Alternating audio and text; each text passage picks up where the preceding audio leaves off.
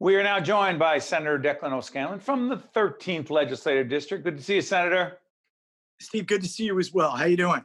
I'm doing all right. Let's get right into this. The biggest beef you have on the 16th of June, that's when we're taping, biggest beef with the governor Is the nonsensical, slow roll, non-scientific based reopening of our economy that's killing wide swaths of our economy needlessly. We're the last state in some categories to move forward. Virtually every other state, including New York, sections of New York are ahead of us, and it's just not justified. And there seems to be no justification for it. And numerous people have asked, numerous news sources have asked, I've asked, what is this data that's determining the dates? And it isn't just us. Internal people in his own health department have said, we have no idea what metrics he's using. So it's really sad. And that crushes me because every day over the last month or every couple of days, let's be perfectly honest, I've had grown adult men and women, business owners in tears on my phone saying, we're ready to go. There's no reason why we can't open. This is small retail. These are people in mall locations. It's restaurants with outdoor dining that losing these last couple of weekends in the summer, especially, has crushed them. Every day that goes by, we lose probably hundreds of more businesses needlessly and thousands of jobs. And that's going to have ripple effects for the next years of our economy. Senator, a couple of things. Let's remind people, this is the 16th of June. We're taping. It'll be seen after that. Decisions are constantly being made. But Senator, respectfully, playing devil's advocate, there are other states and other parts of the nation who have opened up sooner, much wider distribution but just opened up. And the cases are getting much higher, the number of COVID cases. Doesn't that concern you? It does. And we have to be concerned about flare-ups of COVID, no question. But if you're going to argue, first off, none of those states have taken any measures to close back down. Some of them have hesitated with their reopening plans, which is wise. As you move forward, if you run into pockets of outbreaks, you deal with it. If someone's going to argue that we're going to move forward and avoid all risk, that means we need a lockdown for another year or two, and we're going to have massive recession and to the point where we're going to have malnutrition and the bottom's going to fall out of our economy. So no one is arguing that we do that. If we've won that argument that we're not going to be risk-free, there's no way to be risk-free and not guarantee a financial calamity, which is also a health calamity, then we have to decide about risk and mitigate risk on both ends. Mitigate the risk of prolonged financial impact and balance that with mitigating risk of health impacts. We certainly don't have to be the last to reopen. There are states that went first that are a month or more ahead of us. Some of them are having a resurgence. But Senator, respectfully, but what would be sorry for interrupting, but what would be the governor's motivation to do that? Save our economy. No. What is his motivation to do what he's doing as we speak right now? There's no political benefit in that. Well, look, I think he's buoyed by the supposed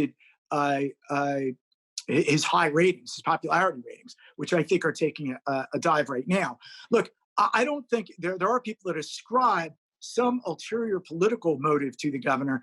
I don't think that's the case. I don't think he's craven. I don't think he's a bad man. I mean, we're friendly generally. I think it's a competence question and an arrogance question. I think arrogance? Why arrogance? Well, the people making the decisions within the administration seem to genuinely believe that their decisions are critical to saving thousands or tens of thousands of lives going forward now, keeping us locked down. I think they're wrong. I think it's basically a debate about the metrics behind those decisions. So I don't have any wild conspiracy theories. I just think he's wrong.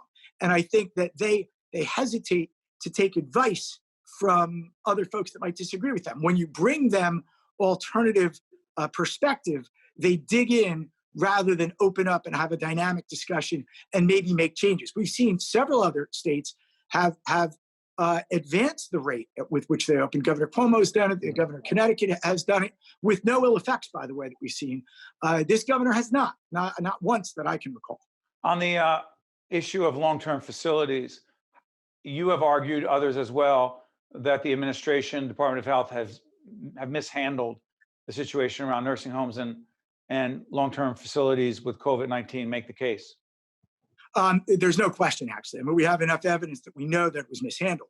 The question is, who do we hold accountable for it? The CDC came out with guidance weeks before the governor's directive through the Commissioner of Health what was put out that looked at the continuing care facility in Washington State.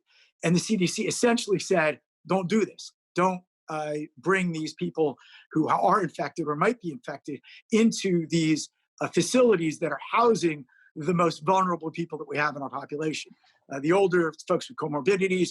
Right. And then just days before, between Governor Cuomo's decision, which was similar to Governor Murphy's, and Governor Murphy's decision was several days later, we had the industry come out reaffirming the CDC guidelines. It shouldn't happen. So we know for a fact it was mishandled. There's no question. The question now is why and what led to that, and who do we hold accountable? These people deserve us, especially the ones who were killed by this policy, because there's no question they were, deserve justice. Will there be legislative hearings? There are. I'm pushing hard for it, and not just legislative hearings. We need some teeth. We need legislative Senate hearings with subpoena power. We've now seen the meltdown that's going on before our eyes within the health department. Excuse me, subpoena power. Sorry again for interrupting. Are you implying criminal conduct? I'm applying look, I don't know, and we won't know until we do. Why subpoena power? For what? But subpoena power because you want to be able to call people and compel them to appear and compel them to answer questions. If you don't have subpoena powers, there's no teeth to that investigation.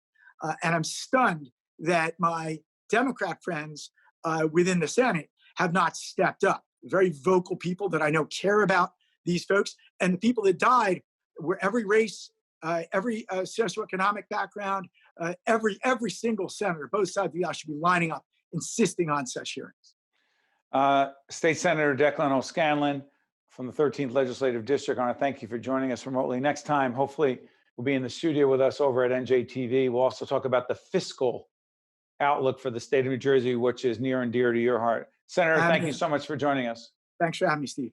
I'm Steve Adubato. I'll be right back. State of Affairs with Steve Adubato is a production of the Caucus Educational Corporation. Funding has been provided by the Healthcare Foundation of New Jersey, University Hospital, Newark, New Jersey, Gibbons PC, NJM Insurance Group, New Jersey Institute of Technology, the Port Authority of New York and New Jersey, Operating Engineers, Local 825, the New Jersey Economic Development Authority, IBEW Local 102, and by these public-spirited organizations, individuals, and associations committed to informing New Jersey citizens about the important issues facing the Garden State, and by Employers Association of New Jersey. Promotional support provided by Insider NJ, and by ROI NJ.